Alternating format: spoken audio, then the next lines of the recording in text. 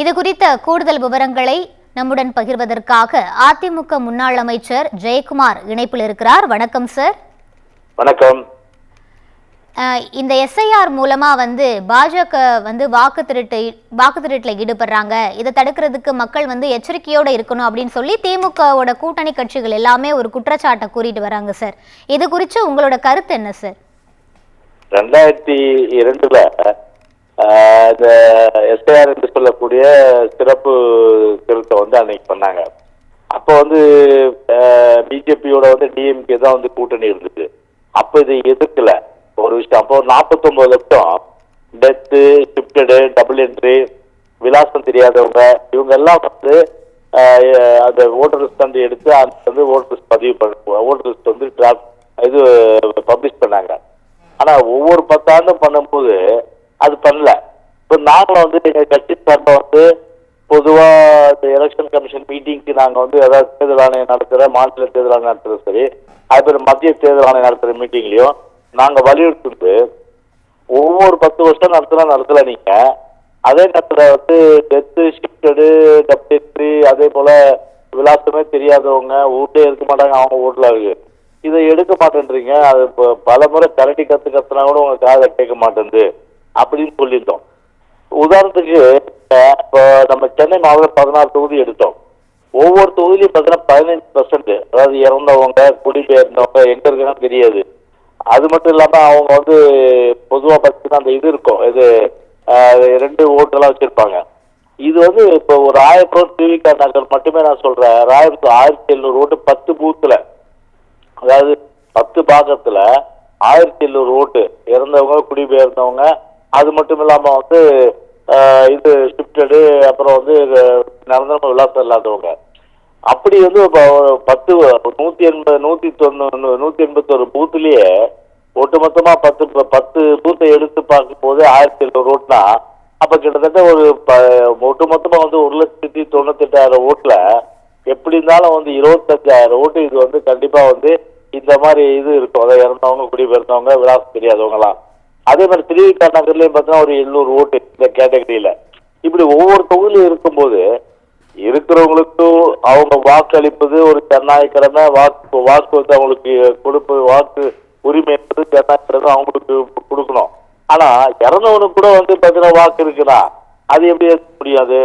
அதாவது இது பாத்தீங்கன்னா ஒரு எலெக்ஷன் கமிஷன் பண்ணுது, இது என்ன பிஜேபி பண்ணுது. அதனால இது அவங்க பிஜேபியோட சம்பந்தப்படுறாங்க, எங்களுக்கு அதுல உடன்பாடு இல்லை. எங்களுக்கு ஒரே விஷயம் என்னன்னா எலெக்ஷன் கமிஷன், அந்த எஸ்ஆர் என்று சொல்லக்கூடிய அந்த எலெக்ஷன் கமிஷன் இது பண்ணுது. இது என்னன்னா இது நல்ல நோக்கம். இது அதான் அந்த நோக்கம் சிதைப்பதற்காகவே இன்னைக்கு திமுக திட்டமிட்டு செய்யுது. திமுக மறுக்குத இது எஸ்ஐஆர் ஒரு எலெக்ஷன் கமிஷன் மோசடியான செயல் சொல்லிட்டு அப்படின்னா ஏன் இதை தீவிரமா அவங்க கட்சிக்காரர்ல பிடிக்க விட்டு இதுல கவனம் செலுத்த சொல்றாங்க? அது முரண்பாடு இல்லையாத? ஒரு பக்கம் பார்த்தீங்கன்னா கட்சிக்காரர்களை விட்டு தீவிரமா செயல்படுங்கன்னு சொல்றது, ஒரு பக்கம் பார்த்தீங்கன்னா எலெக்ஷன் கமிஷன் குற்றம் சொல்றது. அப்ப முரண்பாடு தானே இது. எங்களை பொறுத்தவரையில ஒரு நல்ல நோக்கம் சிதைக்கப்படக்கூடாது.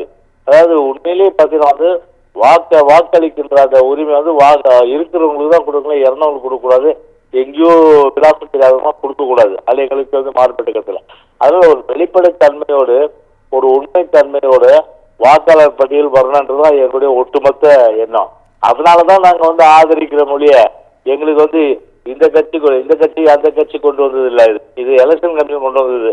அது அந்த எலெக்ஷன் கமிஷன் கொண்டு வந்ததுனால நாங்க அது வெளிப்படைத்தன்மையோடு இந்த வாக்காளர் பட்டியல் இருக்குன்றதுக்காக தான் ஆரம்பிக்கிறோம். இப்ப சென்னை மாவட்டத்தை பாத்தீங்கன்னா இப்போ எல்லாம் சென்னை மாவட்டம் மட்டும் இல்ல, தமிழ்நாட்டில் இருக்கிற எல்லா மாவட்ட ஆட்சித் தலைவர்களும் ஓரல் இன்ஸ்ட்ரக்ஷன் திமுக என்ன சொல்லியிருக்கிறா, இந்த மாதிரி பாத்தீங்கன்னா இது கம்ப்ளீட்டா இப்ப லிஸ்ட் பாத்தீங்கன்னா ஒரு இறந்தவங்க, அதே போல குடிபெயர்ந்தவங்க, அதே போல இதெல்லாம் அவங்க ஏன்னா ஏற்கனவே எல்லா எல்லா ஓட்டு இந்த கள்ள ஓட்டு போடுறது திமுக கைவதக்கலை. நானே கள்ள ஓட்டு போட்டு பிடிச்சு கொடுத்தா எம்எல்ஏ வழக்கு போட்டு 28 நாள் ஜெயில வச்சாங்க இல்லையா? அப்படி அப்ப கள்ள ஓட்டை நம்பி இருக்கிறதா திமுக, இறந்தவங்க ஓட்டை நம்பி இருக்கிறதா திமுக, அதை விலாசம் தெரியாதவங்க நம்பி இருக்கிறதா திமுக.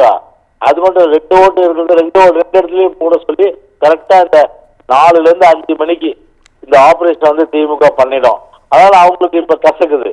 அது அதாவது வந்து ஒரு உண்மை தன்மையோட வாக்காளர் பட்டியல் வந்துன்னா அவங்களோட வெற்றி வாய்ப்பு, ஏன்னா ஒரு பூத்துக்கு 100ல இருந்து 150 ஓட்டு அடிக்கலாம் இல்லையா கள்ள ஓட்டு, அது வாய்ப்பு இல்லாம போகுது.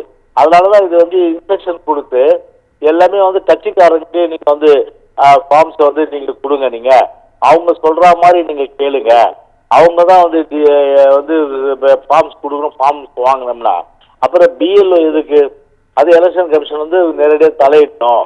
அதனால வந்து பார்த்தீங்கன்னா அது நேரடியாக தலையிட்டு அவர்கள் வந்து பார்த்தீங்கன்னா வந்து உடனடியாக வந்து இது போல வந்து ஒரு முறைகேடு நடக்காது, திமுக முறைகேடுல வந்து அத்துப்படி அந்த முறைகேடு நடக்காதபடி அவங்க வந்து முழுமையாக வந்து கவனம் செலுத்துற அடிப்படையில் நாங்கள் வந்து மனு கொடுத்துருவோம். அதனால வந்து பிஎல்ஓ பொறுத்தவரை அவங்க எலெக்ஷன் கமிஷன் வந்து ஸ்ட்ரிக்டா இன்ஸ்ட்ரக்ஷன் கொடுத்து இருக்கிற வாக்காளர் இறந்து போறவங்களை தூக்குறது, விலாசம் தெரியாது தூக்குறது, அப்புறம் 2 இடத்துல இருக்கிறவங்களுக்கு ஒரு இடத்துல தான் வாக்கு கொடுக்கறது, இந்த மாதிரியான வேலைகளை பிஎல்ஓ வந்து கண்டிப்பா எலெக்ஷன் கமிஷன் இதுபடி செய்யணும்.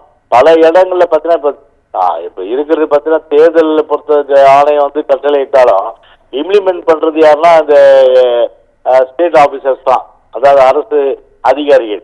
அரசு அதிகாரி கீழ் மட்டத்தில் பார்த்தீங்கன்னா எல்லாம் படிக்க தெரியாதவங்கள, 2வது படிச்சவங்கள, 3வது படிச்சவங்கள, ஒரு 8வது படிச்சவங்கள, ஃபார்ம் கூட ஃபில்அப் பண்ண தெரியாதவங்கள எல்லாம் இந்த இவங்க எல்லாம் போட்டிருக்காங்க. யார் இந்த மாவட்ட ஆட்சித்தலைவர், அதே போல சென்னை மாநகராட்சி ஆணையர். சென்னை மாநகராட்சி ஆணையர் பார்த்தீங்கன்னா ஒரு திமுக மாவட்ட செயலாளர் போல வந்து அவர் செயல்படுறாரு.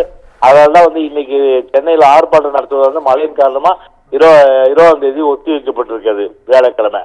அதனால சென்னை மாநகராட்சி ஆணையர் வந்து வாய்மொழி உத்தரவா எல்லாருக்கும் சொல்லி இன்னைக்கு வந்து அவங்க கட்சிக்காரங்க தான் வந்து முழுமையான அளவுக்கு இந்த பணியை செய்யறாங்க. அதுக்கு வந்து துணை போறது வந்து ஒரு அதுக்கு துணை போறது ஒட்டுமொத்தமா இந்த சென்னை மாநகராட்சி ஆணையர், அதே போல மாவட்ட அளவில் வந்து மாவட்ட ஆட்சித்தலைவர்களும் இந்த முறைகேடுல வந்து இன்னைக்கு வந்து அது ஈடுபடணுன்ற அடிப்படையில இன்னைக்கு வாய்மொழி உத்தரவு கொடுத்ததா சொல்றாங்க. அதனால எங்களை பொறுத்தவரை பார்த்தீங்கன்னா தேர்தல் ஆணையம் இந்த ஆளுங்கட்சி முழுமையான இந்த அதிகாரத்தை அட்மினிஸ்ட்ரேட்டிவ் மிஷினரியை வந்து முடுக்கி விட்டு ஒரு துஷ்பிரயோகம் பண்றத தடுத்து பியூல மட்டுமே வந்து இதை வந்து ஒரு நாங்கள் கண்காணிக்கிறோம். ஒரு பொதுவா பார்த்தீங்கன்னா வந்து இந்த அதாவது கட்சிகள் அவங்க பொறுத்தவரை ஒரு கண்காணிக்கிறதுல அது மட்டும் அதுல இந்த மாறுபட்ட கருத்து இல்லை. BLA 2 சொல்லக்கூடிய அதாவது வாக்குச்சால் நிலை முகவர்கள் 2 அவங்கள பொறுத்தவரை கண்காணிக்க எவ்வளவு ஃபார்ம்ஸ் கொடுத்துருக்கீங்க, இந்த வீடு விட்டுச்சு அந்த வீடு விட்டுச்சு, இதை இங்க கொடுங்க அங்க கொடுங்க, ஃபார்ம்ஸை வாங்குங்க, இல்லை வாங்கி இந்த இப்போ வாங்கி கொடுக்க கூட சொல்லியிருக்காங்க. ஆனா இதுல வந்து பிஎல்ஓ பொறுத்தவரை ஒரு விழிப்போடு இருக்கிறதுக்கு தேர்தல் ஆணையத்தை பொறுத்தவரை முழு நடவடிக்கை தான் நாங்கள் கேட்டுக்கிறோம். ஹலோ, நன்றி சார். இணைப்பில் வந்து உங்களது கருத்துக்களை பகிர்ந்தமைக்கு நன்றி.